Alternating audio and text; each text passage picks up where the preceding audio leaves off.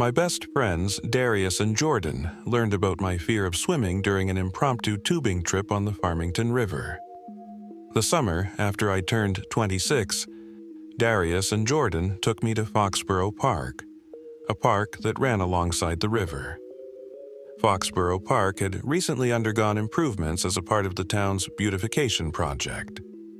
My parents once described the park as being overrun by druggies and dropouts.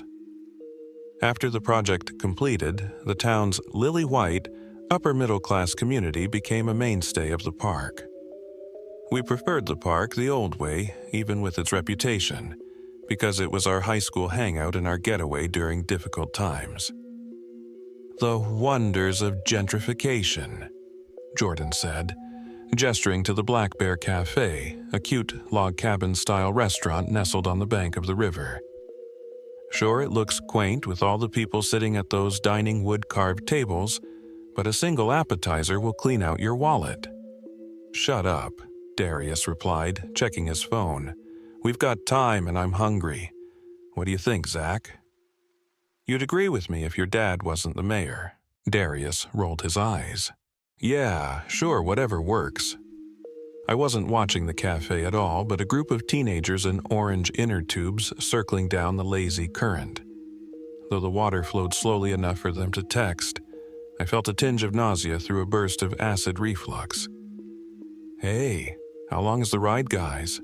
"The current is slow, so probably a couple hours," Darius said, scanning my eyes. "You okay, man?" "It's not like you can't swim," Jordan quipped. "Wait a minute.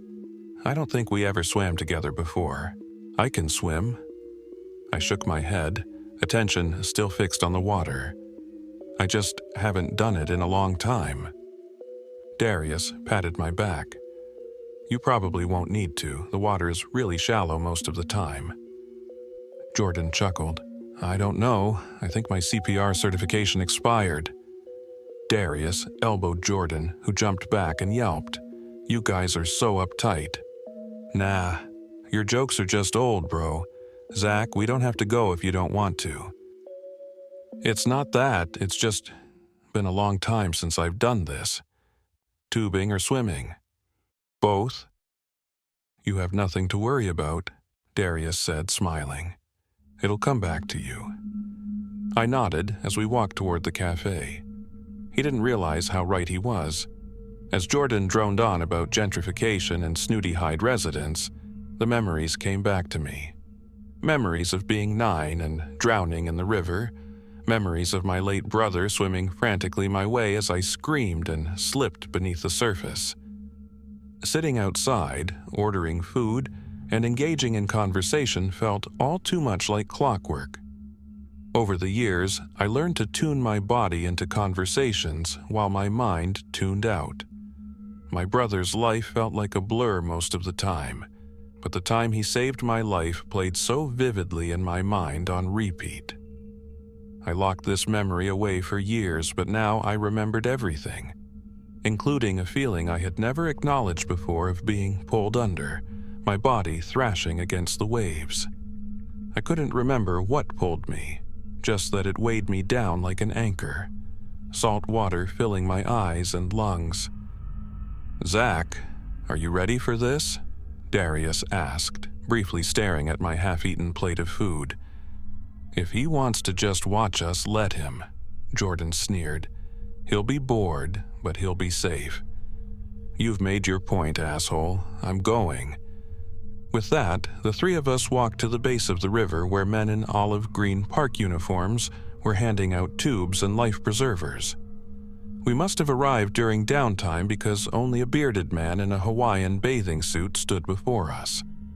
We stripped down to our swim trunks and stored our clothes and items in our backpacks within a nearby bin. Then, we dragged our tubes down by a guide with tinted sunglasses and laid them flat where the tide met the sand. "All right, gentlemen. For your safety, keep your life preservers on at all times. If you happen to fall off the tube, the water should be shallow enough to get back on, but be mindful of the other tubers around you. Based on the river level, this ride will take you about 2 hours today. There is no eating or drinking inside the tube as it is important to keep our water clean. Be considerate of kayakers, other tubers and anglers around you. Lastly, leave all wildlife alone. Use the rule of thumb. If you can cover the entire animal with your thumb, you are at a safe distance, which is anywhere from 25 to 100 yards. Follow these simple rules, and you'll have a good time. Are we clear? We nodded as the gentleman pushed the 3 of our tubes into the river. Jordan and Darius cheered while I feigned a smile. When we were about 100 yards away from the base, Jordan pulled a can of IPA from his trunk's pocket, causing Darius to burst out laughing. "You always have to be the edgy one," I remarked, giving Jordan the side eye. Jordan splashed water toward my tube but narrowly missed as it spun toward a bend. "Live a little, Zack. For once in your milquetoast life, do something spontaneous. Like your YouTube channel," Darius groaned. "He's not going to hunt magical ghosts and cryptids for views." I laughed, slapping my arm into the water, cutting a nice wave Jordan's way. "Better that than being a knife salesman," Jordan jeered. "Let's not kid ourselves, Zack." As the 3 of our tubes circled another bend past a group of young girls, I looked at the orange-tinted sky and smiled. It was good to be with Darius and Jordan, even if we were crudely roasting each other. For the past few years, the monotony of work and home kept us from enjoying each other's company too often. Darius worked for a tech company in Japan and only visited the States a couple times a year. Jordan, on the other hand, was my roommate who resented the fact that I worked too often to hang out and make YouTube videos with. Like the day's tide, we were slowly drifting apart, but for the time being, just within an arm or phone call's distance of each other. I wondered how long that would last. For the next hour, we joked and reminisced about better times as we drifted further down the river. A couple groups of tubers had pulled their rafts ashore to have lunch or join the fishermen.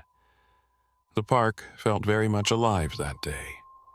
The man in the Hawaiian bathing suit drifted nearer toward us as Jordan boasted about his next project. "So, next week, Matt Drake and I are going to Green Lady Cemetery.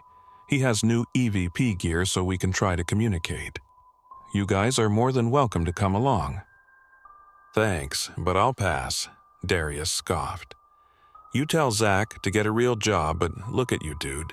As we continued to travel down the river, the old man's tube drifted closer to ours. He was listening to our conversation, not caring if we caught on.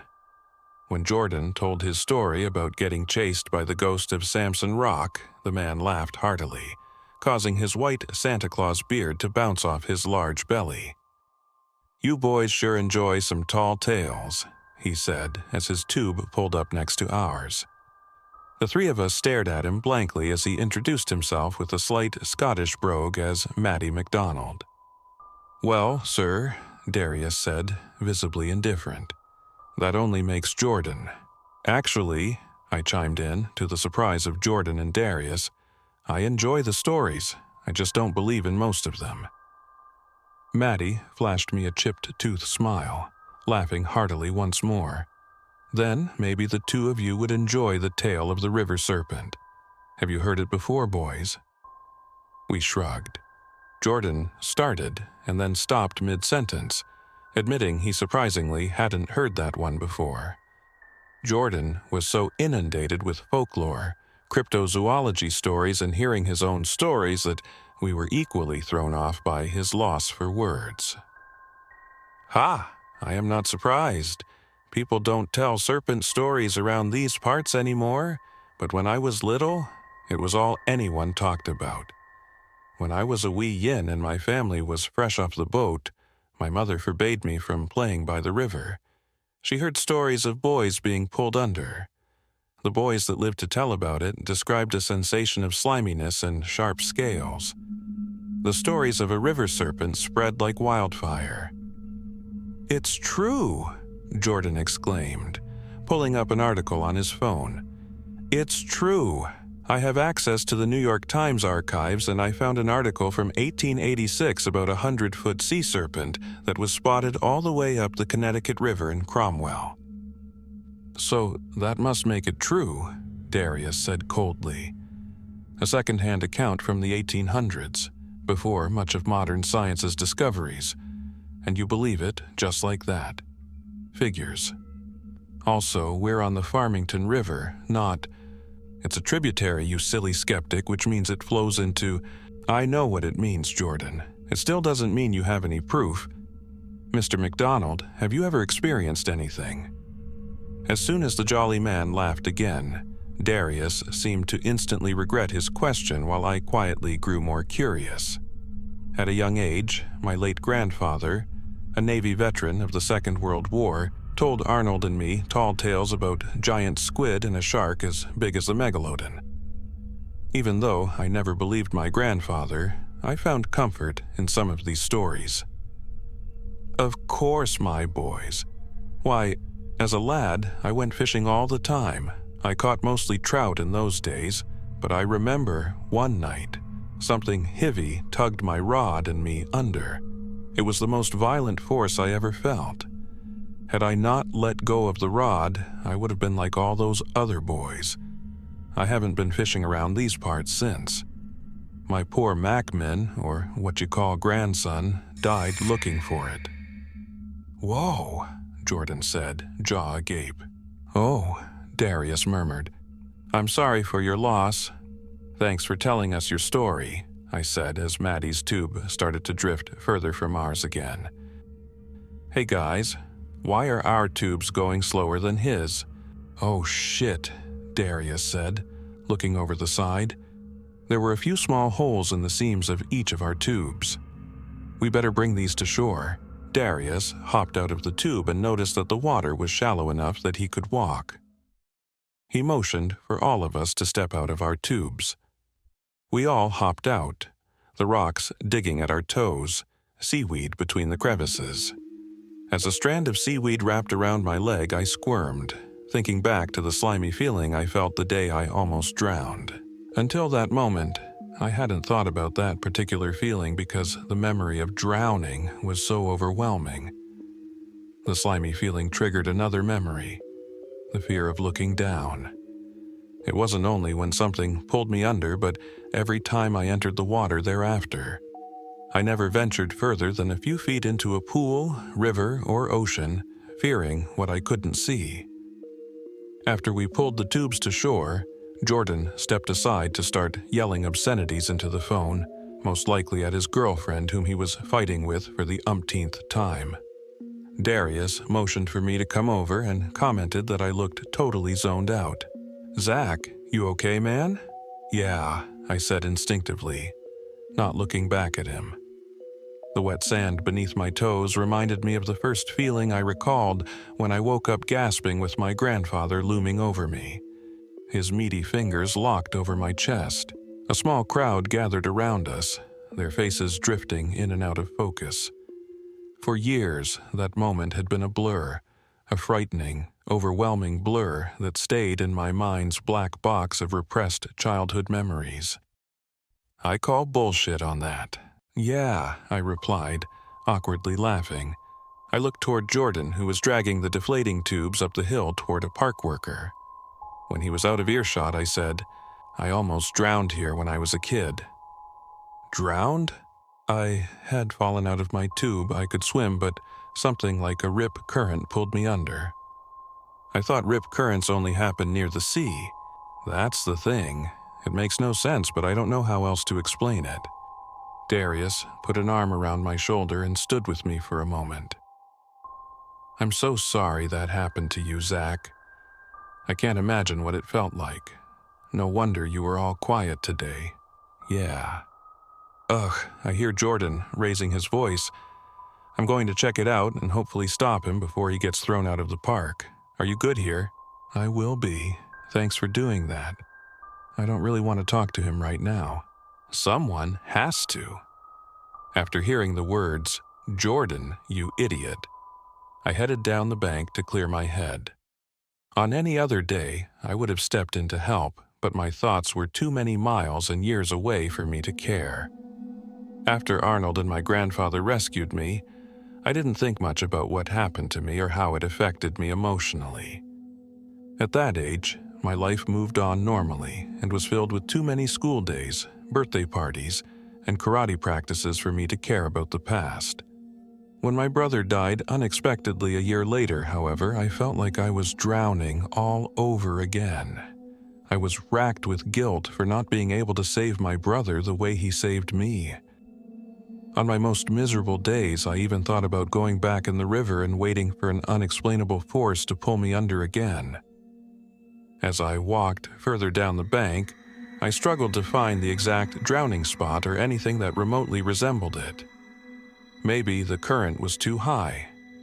Maybe the shadows blanketing the river made it too difficult to see. Either way, I lacked the focus to continue and sat down by a large boulder.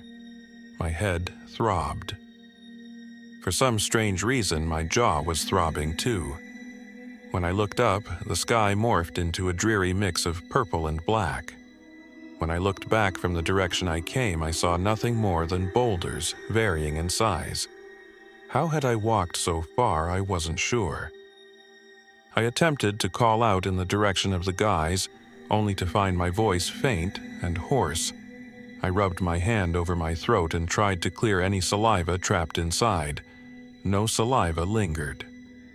I attempted once more, only to find my voice fainter, hoarser. Upon instinct, I darted toward the water and splashed a fistful into my throat. I spoke first softly and then increasingly louder. "What the hell? What the hell? What the hell?" My voice, audible again, carried down the river and disappeared into the wind. A few moments later, a hollow, familiar voice answered back. "Zack, over here." I figured the voice belonged to Darius or Jordan, but it was higher pitched. It sounded like another voice I had heard before, but I couldn't figure out who it belonged to. "Zack, hurry up," the voice called again, this time even more hollow. It seemed closer than before. My mind was racing, trying to figure out who else would have called my name with such vigor. After high school, most of the people in my friendship circle moved to other towns or other states. After college, my last known acquaintances did as well, except for Darius, Jordan, and Miguel. Of course, it must have been Miguel. He didn't live in Hyde anymore. He had an apartment in New Haven with his girlfriend, but sometimes visited his grandparents' house on weekends. "Miguel," I called back. "Miguel, is that you?" There was no response, only the echo of my voice bouncing down the waters and into the wind. Reluctantly, I hurried down the bank and called Miguel's name again. It must be Miguel, I thought. No other person knew my name well enough to shout it with that intensity. Suddenly, I remembered that Miguel never called me by my first name. He was the only one to call me Z since high school, an inside joke that didn't catch on with the rest of my friend group. A few minutes later, I felt the water start to regurgitate.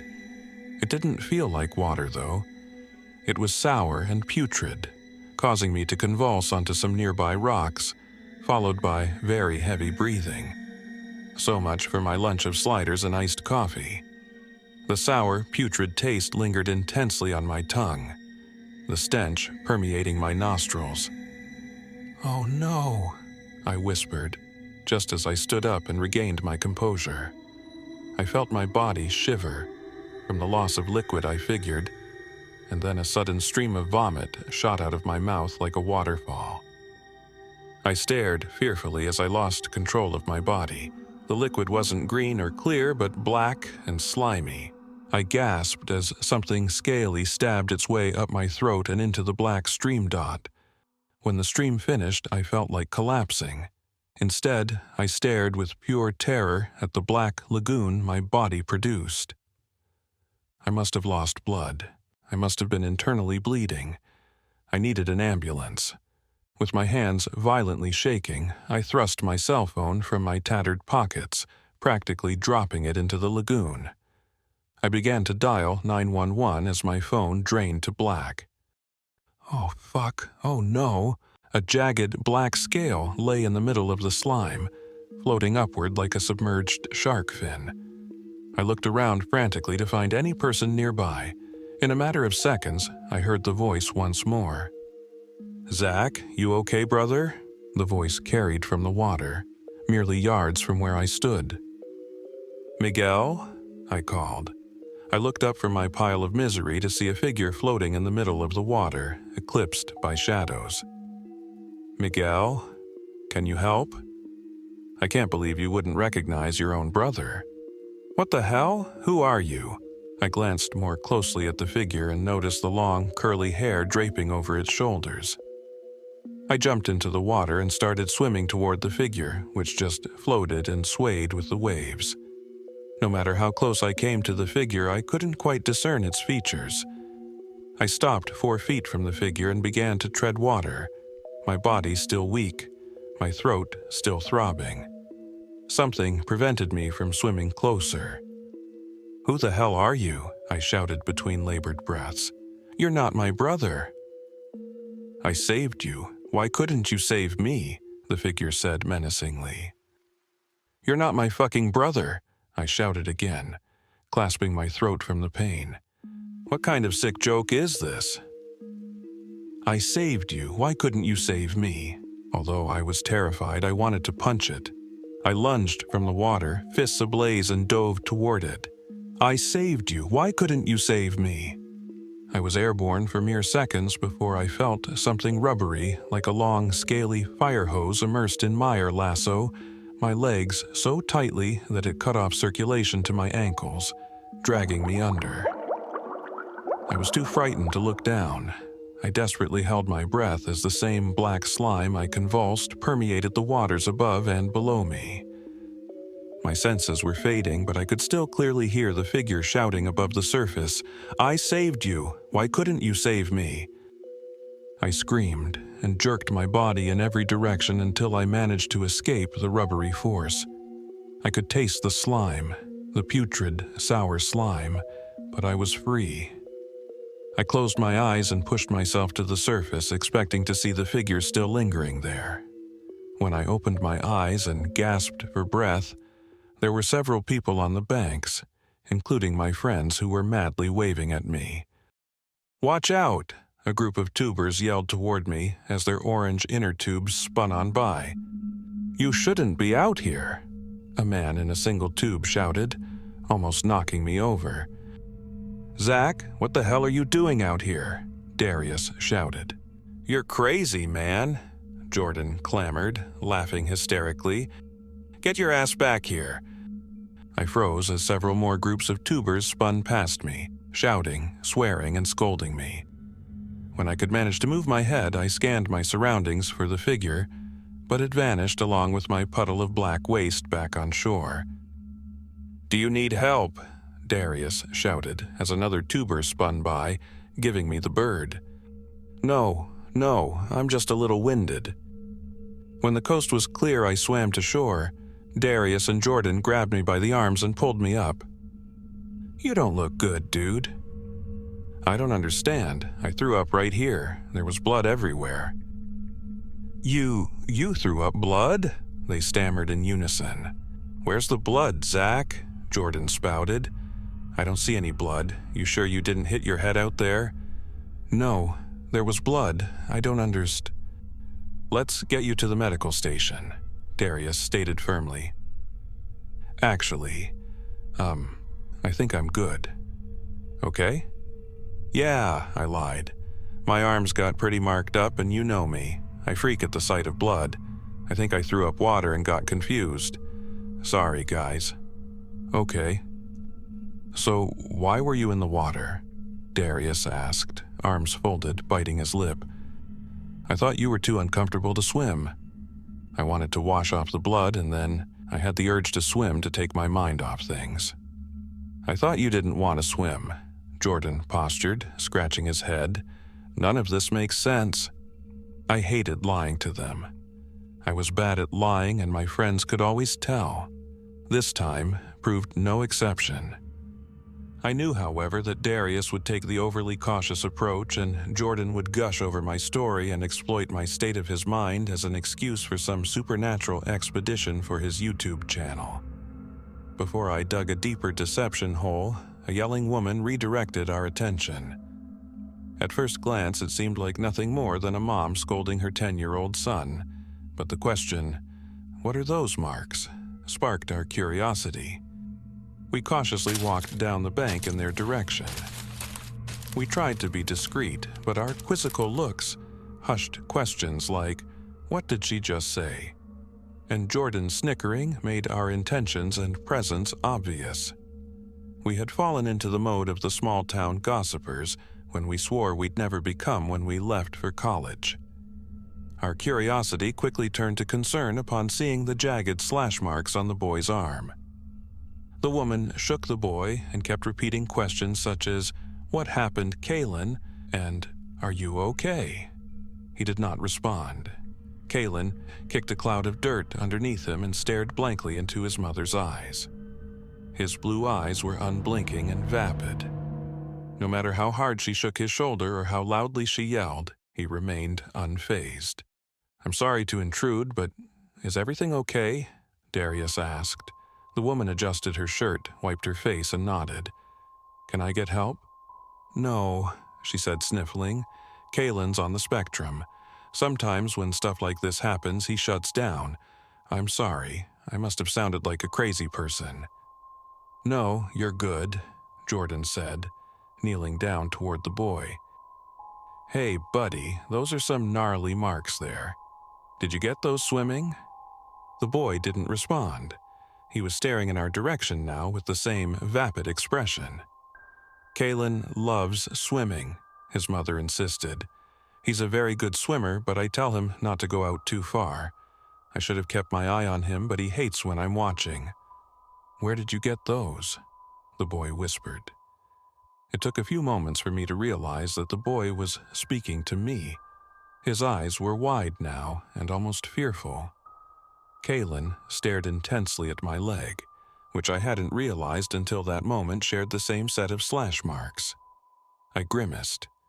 "Where did you get those?" "I got beat up swimming." "I hate it when people lie," the boy replied, raising his voice. He was still staring at my marks. I was taken aback at Kalen's alarmingly accurate perception. "It got you too." "What?" I stammered. "What did you say?"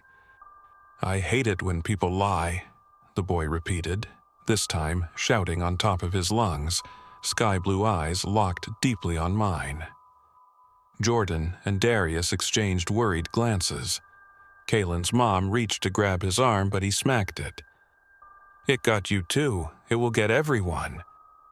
"I'm so sorry. He's never like this. Let's go home, honey."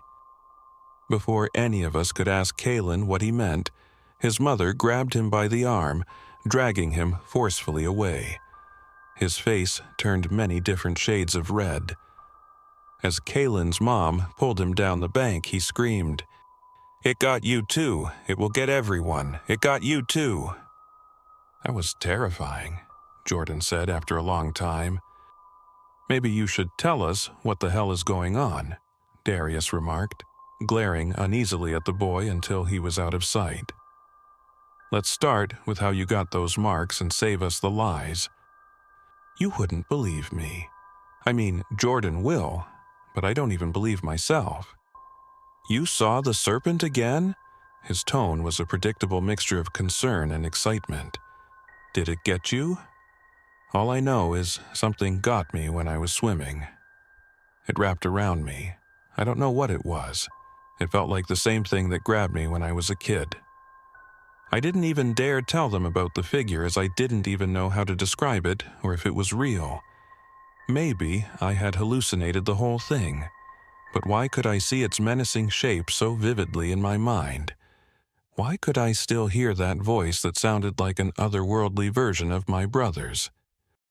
"Don't start that shit again. Zack, do you think it was an eel?" "Come on, bro.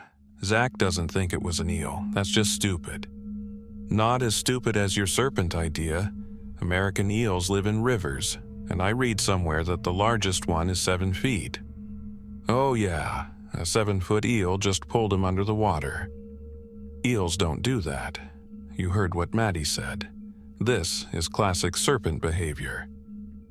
Maddie's a kook, and you're exhibiting pure kook behavior. Shut up. Stop arguing. You're not helping, I groaned as I walked back toward the river. The sky started to darken again as a low wave died upon the shore, dampening our shoes. Look, I don't know what I saw. I don't know what got me. What that boy said scared the shit out of me, and I want to go home. There's got to be a rational explanation. Darius, nothing about this day is rational. Oh God, Jordan, why are you getting into the water? Jordan? You guys didn't hear that. Some girl is calling my name. What the hell? Who is that? By the time Darius and I reacted, Jordan stood waist deep in the water. A moderately sized wave smacked his forehead, rapidly washing over him.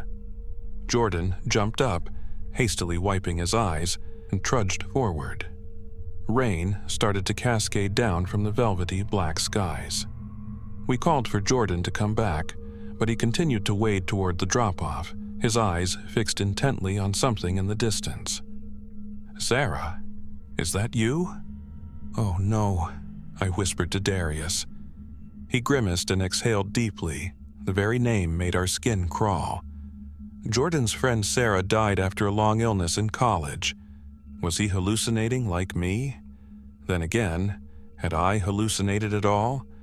What I saw felt so real. Should we get him? I don't even know. As the rain crashed over Jordan, he screamed, his arms visibly trembling. Sarah, come back! Jordan, that's not Sarah, I shouted his way. The sound of the crashing rain and waves distorted my voice. He continued to scream, his entire body shaking now, his skin color draining to an awful pale. Jordan, get away from it. It's not Sarah. Screw it. I'm going in. Before I could dive in, Jordan was already rushing back to the shore. He sprang out of the water and onto the dirt, now rapidly speeding up the grassy knoll toward an opening in the woods. Jordan's trunks were tattered at the seams, with 3 jagged slash marks running horizontally down his right leg. Without even looking at each other, Darius and I raced after him, almost tripping on a lopsided boulder midway up the hill, which caused Jordan to gain additional speed. For a mere moment, I thought I saw a young woman in a hooded sweatshirt. When I blinked again, there was just a tall oak tree. Jordan, stop! Darius hollered, but by the time we reached the opening to the forest, he already had. He stood still for a moment, staring into the narrow path and an entrance sign that read, Red Brushed Trail. Only a few hikers were on the trail now, yet Jordan was staring intensely at their faces, trying to discern any feature that looked like Sarah's. Jordan, what did you see? She was right here. You don't understand. Sarah was in the water. Then she was running, and I couldn't catch her. Jordan, I said softly, Sarah died many years ago. You don't understand, Zack. Jordan's words were faint. His entire body was still trembling, drenched in water and goosebumps. That was Sarah. She was right here. I know, she died, but she was right here. Jordan collapsed to his knees and started sobbing uncontrollably. Darius and I knelt down with him and pulled him into our arms. We didn't know what else to do. Through all his faults, gullibility, and impulsivity, Jordan was still our best friend, and we had never seen him cry this way, not even when Sarah died. It was around this time that Jordan had thrown himself into his supernatural YouTube channel, the channel they had started together. The channel became his escape and mission and to honor her. I feared what would happen to Jordan if the supernatural ever threatened that world of his. Darius and I didn't bother to question what Jordan saw. Once we helped him get under control, he expressed his desire to walk back to the parking lot. We didn't blame him. Unfortunately, it was getting darker, and the red-brushed trail was the only way we could return to the front of the park, which extended over 2 miles in length. We had no other choice but to head down the path. Jordan's face stayed red and puffy, his eyes looking somewhere far away. We knew of no words or phrases that would ease Jordan's pain. We may have been Jordan's best friends, but Sarah and Jordan connected on a much deeper level, ever since they were assigned lab partners in high school biology class. They shared the same undying love for horror, attending horror movies and conventions regularly. Jordan loved her deeply, even more than he did his current girlfriend, but was always too afraid to express that love. "It's getting pretty dark," Jordan said, sniffling slightly. "We should use the flashlights on our phones." "Damn, I left my phone back in the bin. I don't have a waterproof case like you guys," Darius remarked. "I'll try, Jordan. I only have about 30% battery life on my phone." "That will be enough for now." After about 10 minutes of silent walking, Jordan started to apologize, but we reassured him that there was no need. The flashlights on our phones illuminated a trail of leaf litter that wound through twists and turns past a repetition of sycamore and birch trees. Despite the trail extending only a couple of miles, the distance seemed longer in the dark. We had to squint to see the red blazes on the trees. When the battery on my phone started to rapidly drain, I shut off the flashlight and pulled up a trail app on my phone, typing in the park and trail name. "What did you do that for?" Jordan inquired uneasily. "We need to save battery. Besides, the All Trails app says we only have a mile to go." "Hey guys," Darius shouted. We were surprised to find him a few yards ahead of us with a medium-sized brown lab sitting by his feet. The dog had long, floppy ears and a peculiar white speckled pattern across its nose and fur. Someone left their dog here. What should we do? Jordan rushed over to the dog's side and started rapidly petting it. "I don't know, but it's really cute and friendly." "It kind of looks like your old dog, Gus." This comment gave Jordan pause. Darius's eyes were wide and misty. Gus ran away when Darius was a teenager. I immediately regretted saying this as he couldn't look at brown labs for years following the dog's disappearance. "Oh my God," Darius whispered. He stroked his back profusely. "Gus, it's really you, buddy. Gus, oh my God, you even have that scar from your surgery." "Wouldn't Gus be really old?" Jordan said. "Wait, you're right. It can't be," I commented. "I'm sorry, guys, but he looks like a young dog and would be well over 16 and—" I stopped my words short as soon as I saw the scar that stretched the length of the dog's back. It was the same scar Gus had after taking a fall on a hike. After surgery, the veterinarian told Darius and his family Gus was lucky to be alive and may not fully recover from his injuries. We all took turns stroking the dog's back, not realizing that one of us accidentally reached the dog's scar. Gus yelped and scampered off the side of the trail. "Gus!" Our words echoed simultaneously as we took off after him, ducking under branches, stumbling out of the opening to the knoll, prickers stringing to our trunks. Gus darted down the hill and into the river, splashing through the waves that struck the shore. As Darius picked up speed and hustled toward Gus, rain cascaded from the sky once more. We could barely keep up with Darius, once the star of Hyde High School's track team. As hard as we hustled, he was no match for Gus, who sped around the shore's bend and out of sight. Darius doubled over, breathing rapidly. Darius was still about 50 feet in front of us when he rose and started shouting into the waters. "It's not my fault he ran away. It's not my fault."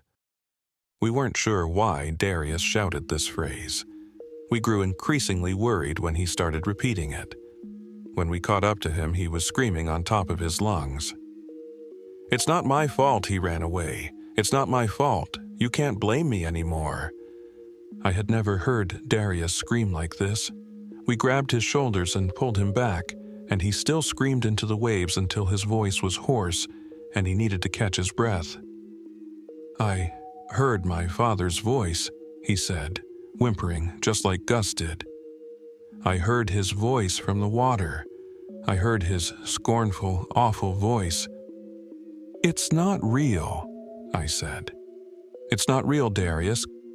Guys, I saw something in the water too. It was a figure that looked like my brother. It wasn't my brother, though." "What's doing this to us?" Jordan whispered, still holding onto Darius's arm. "It doesn't make any sense." "When I was 16, Darius started." As he spoke, I noticed someone standing on a boulder in the distance, looking out into the ocean. It looked like the old man in Hawaiian trunks, but I couldn't be sure. Other than him, the shore was completely vacant. My dad and I got into a screaming match when I came out to him. Gus got scared and escaped through the front dog door. We chased after him but could never find him. This only made my dad scream and blame me more. I know this sounds crazy, but I heard those exact same words. "It's not crazy," I said, "unless we're all crazy." "You're not crazy." We turned to see Matty standing before us, this time wearing a plaid shirt over his trunks, devoid of any jovial expression. "I'm sorry to intrude, but do you live at the park or something?" Darius jeered. "No offense, but it's kind of creepy that you're always around us." "I know you're upset, but be nice," I said. "He wasn't the one who made you see those things." "No, you're fine," Matty responded in a solemn tone. "The park is in my backyard, and I heard the three of you screaming your lungs out all day. You can't blame me for being curious. Ye saw something." We nodded in unison. "Ye saw your innermost fears and regrets." It took a moment to process this sentence, but we nodded again. "We saw visions, Matty," I said. "We saw them in the water. My brother, Jordan's deceased friend, and Darius's dog that ran away years ago. What the hell is happening?" He sighed. "You don't have to see the serpent to be affected by it. It makes you see your innermost fears and regrets deep within the water. It lures you that way." I felt something pull me under when I was 9, and today, right after I saw a figure that looked like Arnold. I knew it wasn't my brother, but it got me anyway. "Wait," Darius said. "This is insane. I know what we think we saw, but it could be our mind playing tricks on us. You know, the power of suggestion or something." "You're reaching." Jordan patted his back. "We know what we saw. Maybe I am, and maybe we did, but it's a reach to say it's some mystical sea serpent." "How can you be so sure?" I was shocked by my own words. I wasn't one to fall for paranormal or cryptid stories, but we had no other way to explain what we saw. Maybe Matty was a kook like Darius claimed, but at least he had an explanation. Matty rolled down his sleeves and grunted. "Well, whatever you decide to believe, be careful out there. It's past this old man's bedtime." Matty bid us farewell and continued down the shore for another mile to the parking lot. By the time we grabbed our supplies from the bin and reached the front of the park, the skies were pitch black, and there were only a few campers by the shore and cafe. Only a handful of cars, including ours, remained in the lot. As much as we wanted to figure out what we saw, we were too tired and confused to carry on. "Well, this was weird and terrifying," Jordan said as we approached our cars. "I never thought I'd say this, but I never want to hear the words Serpent or innermost fears for a very long time." Darius laughed nervously. "For once, I agree with you." "I don't know," I said. "None of this makes sense." "We can figure it out in the morning, Zack." I was surprised to hear those words come from Jordan's mouth. "Or you know not," Darius said as he stepped into his blue Ford Focus. Let's get some sleep, guys, and put this day behind us." Darius and Jordan drove out of the parking lot as fast as they could. I stayed. I couldn't leave after all that happened to us, not without figuring out what we truly saw. Upon a few more cars leaving the parking lot, I made my way to the lightless, misty shore. I wasn't sure what I was looking for, but trudged into the mist anyway, hoping that my presence would draw attention. My brother's voice echoed in my head, but I was pretty sure that was my imagination. It was easy to shut that out. But I also heard Sarah's voice saying, "There's something really cool in here." Mayor Johnston's voice followed, screaming, "You're a disappointment like my son." It wasn't clear if the words were coming from my mind or from the waters, but these weren't the words that Darius or Jordan heard. I also heard Gus howl too. These words and sounds consumed my mind so intensely that I barely noticed Kaylin's mom bundled in a large hoodie, her bare feet touching the waves. "Oh, hi there," she said with a slight smile. "I didn't expect to see you here. I don't think I introduced myself. I'm Irene, and you know Kaylin, of course." "He's out there again?" "Yeah, I'm not a bad mother, I swear. He goes night swimming with his grandfather sometimes." "Not at all." I slightly smiled too as I spotted Kaylin breaking into a crawl stroke above the waves. "Wow, he's really good. How long has he been out there?" "Too long." "Kaylin, it's time to come back. Kaylin, I can't see him anymore, can you?" "Shit, should I get him? I'm not a strong swimmer. If you could go out there and just tell him to come back, that would be great." I stripped my shirt and dove into the water, remembering what it was like to swim in the river so many years ago. I was a strong swimmer like Kaylin at 9, but too fearful to swim at night. As I thrashed against the wave, I could barely see or hear anything. The deeper I swam, the worse my vision became.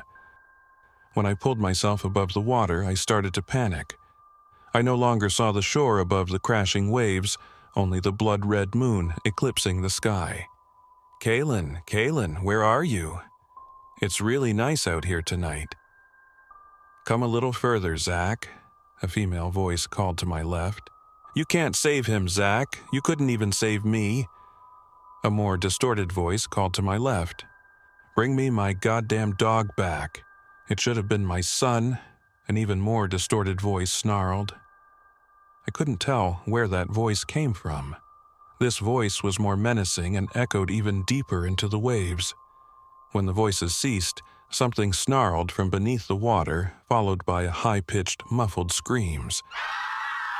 I forced myself down under.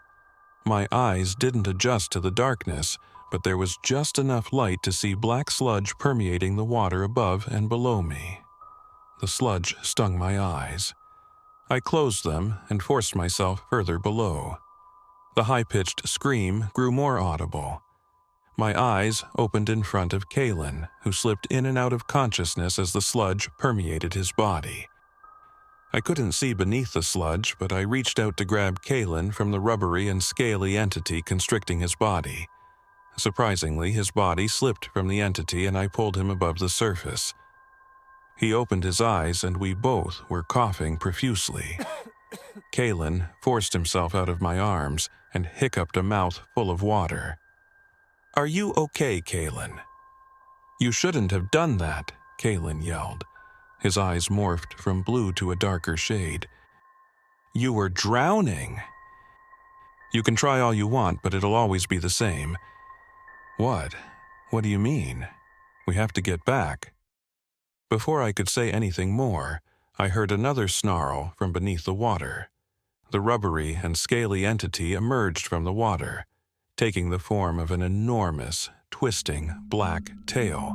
The tail swept over the waves, colliding with my body, its ivory scales puncturing my chest. My body propelled backward, dangling helplessly as it skirted over the now still rapids. The speed felt like being on an upside-down roller coaster without any straps or supports. I couldn't scream. I couldn't move as my body blew backward over the shore and onto the grassy knoll. Upon my body's impact, I slipped into darkness. When I awoke from my trance-like state, the sun beamed through my eyes. For some reason, I felt stiff without any excruciating pain. My arms and legs moved without peril. I rose to my feet and touched my chest, surprised to see my shirt back on and my cell phone in my pocket. Had I dreamt the night before? At that moment, Darius's power of suggestion and hallucination explanation seemed more logical, even though I couldn't quite make sense of it. If a giant serpent actually attacked me and my body impacted the knoll at roller coaster speed, I would have been killed upon impact.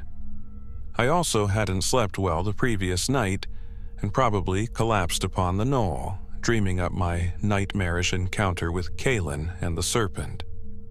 It was all beginning to make sense, or at least I thought it did. The three of us came to the river with our deeply buried trauma, and after hearing the story of the river serpent, we saw and heard what we wanted to.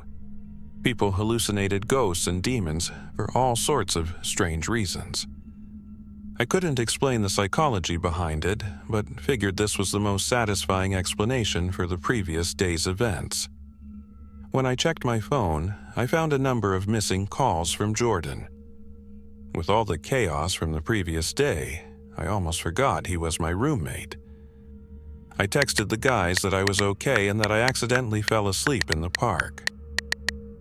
As I finished the texts, I looked up to see Maddie knee-deep in the morning tide. I rubbed my eyes to make sure I wasn't hallucinating again.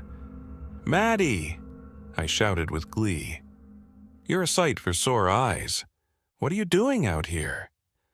I expected to hear Maddie's gleeful voice, but upon reaching him, he responded with a sense of sorrow. "I came out here hoping to see my poor McMinn or Nigen. The serpent only lets you see what he wants.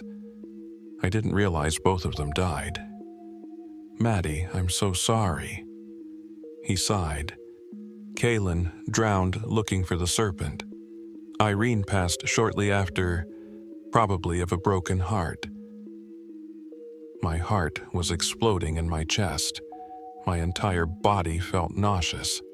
I excused myself and rushed up the knoll and projectile vomited black sludge onto the grass. Another scale floated upward like a submerged shark fin. After my body felt empty and lifeless, I blinked, and there was nothing there but tall grass and in the distance, the sound of the cruel morning waves. If you enjoyed this story, please like and subscribe for more creepy tales. Share your thoughts in the comments, and if you want me to narrate any story, please let me know. Thank you for listening.